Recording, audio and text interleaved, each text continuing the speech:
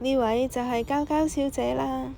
年輕嘅時候紅粉飛飛，充滿活力，有彈性，體內仲散發着香甜嘅氣息。喺成長過程之中，時不時都會遇到唔同嘅挑戰同埋衝擊，甜酸苦辣都嘗盡。嬌嬌小姐漸漸就開始變得黏緊，體內水分逐漸流失，時常都掛住着疲累嘅容顏。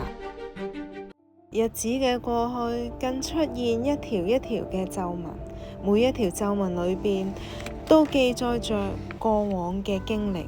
經過時間嘅洗禮，最後嬌嬌小姐身體步入僵硬，面色灰白咁老去，根膜也是如此。